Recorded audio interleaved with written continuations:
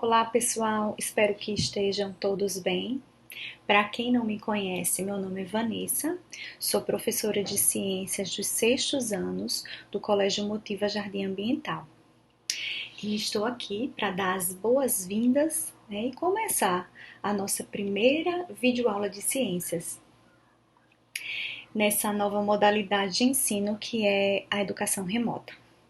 A nossa aula hoje, ela vai ser uma revisão do último conteúdo que vimos em sala de aula. Então, estudamos em sala o capítulo 2.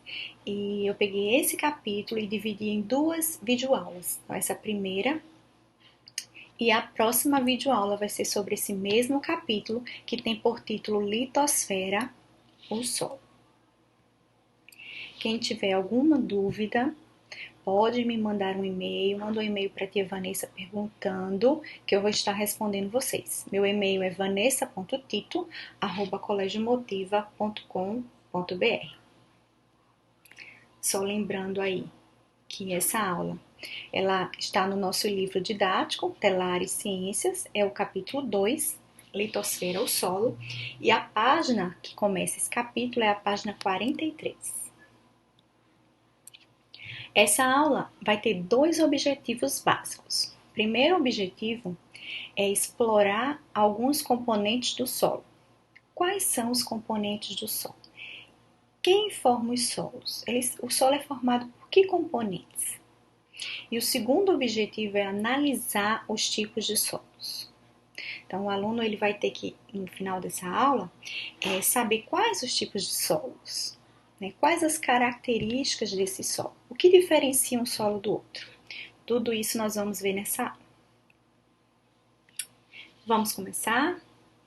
Então, o solo, como vimos em sala, ele é a camada superficial da crosta terrestre.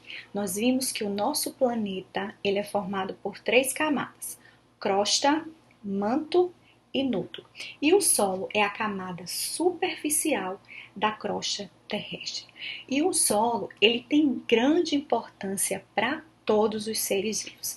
É no solo, por exemplo, onde pisamos, onde caminhamos, é no solo onde a gente tira parte dos nossos alimentos, onde vamos plantar, construímos nossas casas, construímos prédios. O solo, ele nos fornece matéria-prima para a construção, por exemplo, de móveis, de vestimentas, e também o solo, ele nos fornece matéria-prima para a fabricação de medicamentos. Mas como o solo se forma? Como é a formação do solo? Então, o solo ele vai se formar a partir de uma rocha, que a gente chama de rocha matriz, e também de elementos do clima, que a gente chama de intempéries. Então, o solo é formado pelo desgaste, pela quebra, pela fragmentação das rochas. Pode ser uma rocha magmática, sedimentar ou metamórfica. Então, essa rocha ela vai se quebrar, dando origem ao solo. E o processo da quebra dessas rochas é conhecido como intemperismos. Existem muitos agentes formadores do solo. Nessa aula vamos estudar apenas 3, que são eles: variações de temperatura, chuva e vento. Como a variação de temperatura pode fragmentar uma rocha? Então, nós vimos que em dias muito quentes, uma rocha pode dilatar, e em dias muito frios, a rocha pode se contrair. Então, esse movimento de contração e dilatação, durante muitos e muitos anos, terminam fragmentando uma rocha. E a chuva e o vento, elas acabam levando esses fragmentos das rochas para longe e ajudam também a sedimentar, a fragmentar cada vez mais esses pedacinhos de rochas. O solo, ele é formado por 4 componentes básicos: pequenos pedaços de rochas, que a gente chama de parte mineral, água, ar e restos de organismos, que é a parte orgânica, né? Vocês podem observar aí esse gráfico, ele foi retirado do livro didático de vocês. E vocês observam aí que 45% do solo vai ser formado por pedaços de rochas, os minerais. 20 a 30% vai ser formado por água e ar, né? Cada um deles vai ter de 20 a 30%, e 4% do solo vai ser formado por matéria orgânica. Isso é uma média, né? Existem solos, por exemplo, que podem ter mais água, outros que podem ter menos ar. Então, isso vai depender muito do tipo de solo e do local onde esse solo se encontra. Vamos estudar agora cada componente desse. Vamos começar aí com a parte mineral, os pedaços de rocha. Então, nós vimos que uma rocha, quando ela se fragmenta, ela vai dar origem a fragmentos grandes, médios e pequenos. Então, quando um fragmento tem de 2 a 0,05 milímetros, a gente diz que é areia. Quando o fragmento tem de 0,05 para 0,002 milímetro, a gente chama de silt. E para ser argila, o fragmento tem que ser menor que 0,002 milímetro. Então, no solo, vamos ter também água e ar.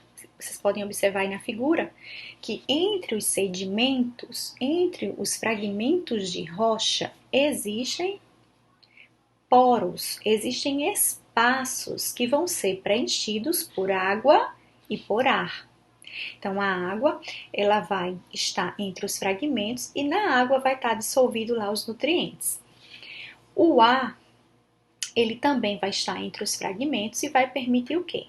A respiração das raízes das plantas e também a respiração dos organismos que vão estar vivendo no solo, como por exemplo uma minhoca.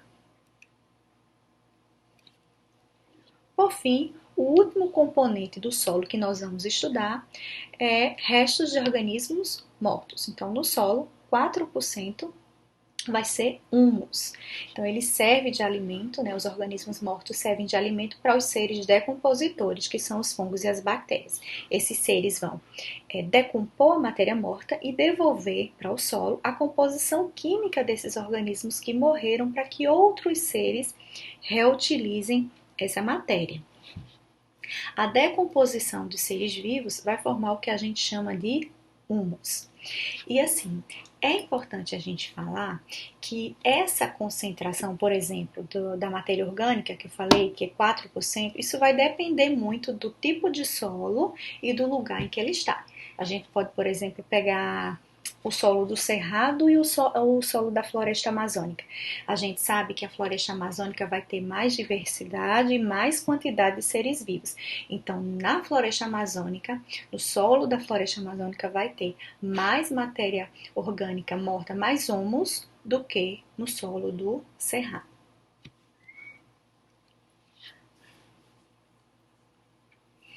Uma coisa importante também que a gente viu a respeito do solo é que ele é dividido em camadas, em horizontes, né, o que a gente chama de horizontes. Nessa figura aí, você vai observar o horizonte O, o horizonte A, B, C e rocha-mãe. Então, tudo começa com a rocha-mãe, a rocha-matriz, ela vai se fragmentar, dando origem ao horizonte C. Então, a camada C, o horizonte C, vai ser formado por grandes fragmentos de rocha. O horizonte B vai ser formado por fragmentos médios. E o horizonte A vai ser uma camada pobre em matéria orgânica, mas rica em sedimento, em fragmentos pequenos de rocha. E a camada O é uma camada de matéria orgânica. Então, a rocha matriz é a rocha que deu origem ao solo. E a ocorrência da rocha matriz impermeável, a gente sabe que a rocha matriz ela é impermeável, ela não deixa a água passar. Então, por ela ser impermeável, vai permitir a formação de corpos de água subterrâneos. Então, a chuva vem, vai penetrar no solo, e quando chegar aqui na rocha matriz, a água não vai conseguir passar. Então, vai se acumular, formando o que a gente chama de corpos de água subterrâneos.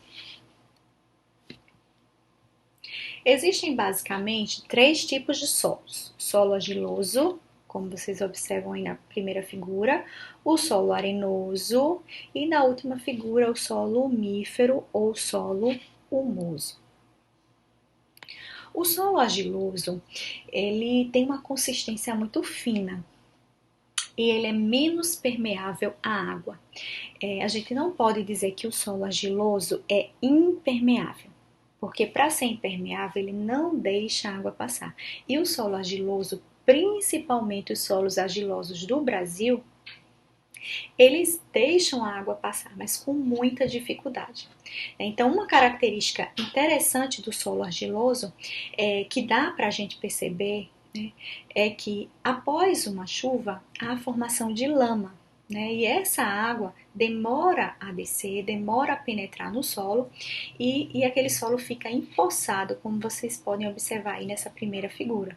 Então, no solo argiloso, vamos ter predominância de partículas de argila, é menos permeável que os solos arenosos, fica encharcado após uma chuva e como ele retém água, automaticamente ele vai estar retendo os nutrientes que estão diluídos nessa água, mantendo a fertilidade do solo.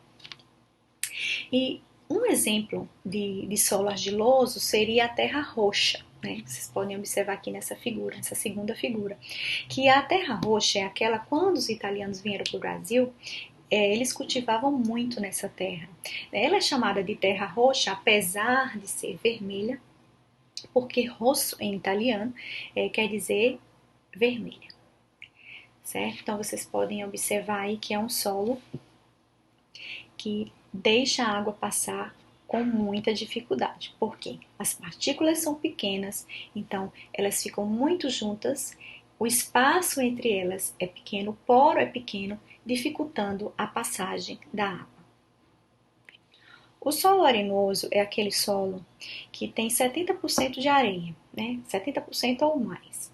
Eles secam rapidamente, por isso são chamados de muito permeáveis. Quer dizer, a água da chuva quando vem, as partículas são grandes, os poros são grandes, então a água passa com facilidade.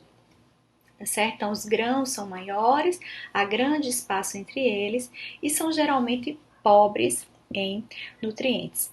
Os solos arenosos encontram-se predominantemente no Brasil na zona litorânea. Tia Vanessa, tem solo arenoso no interior?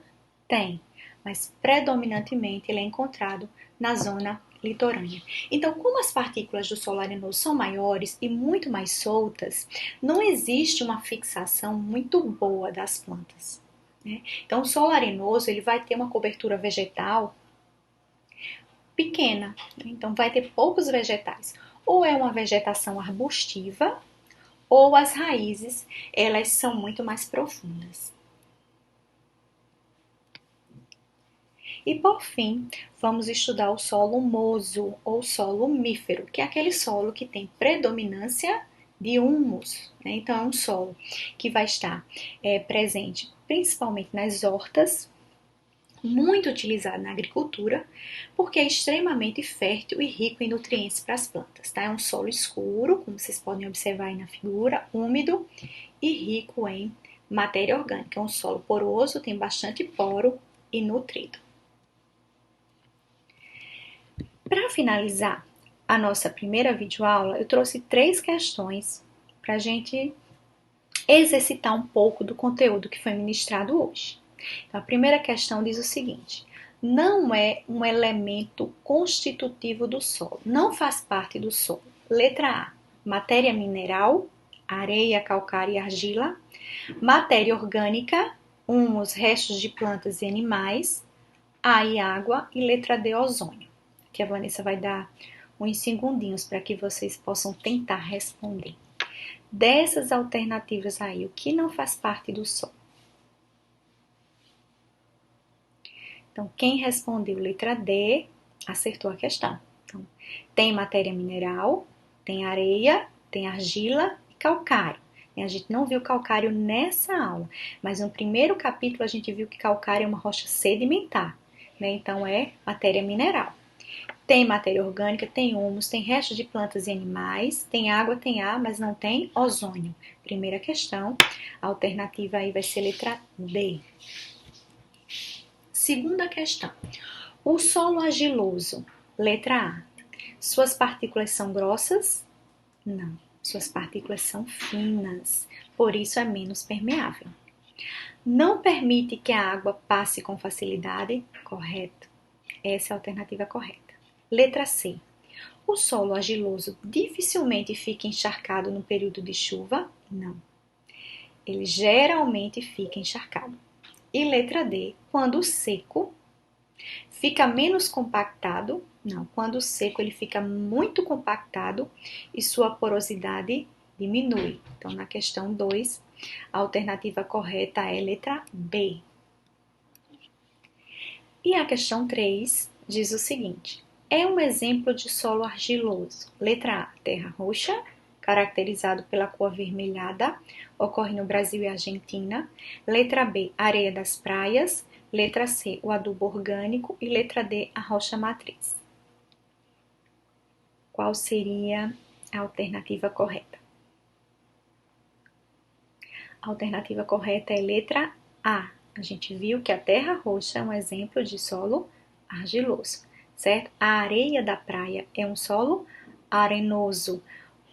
O adubo orgânico é um solo humoso. E a letra D, a rocha matriz, vai dar origem aos demais tipos de solo. Então é isso, pessoal. Bons estudos e até a nossa próxima videoaula.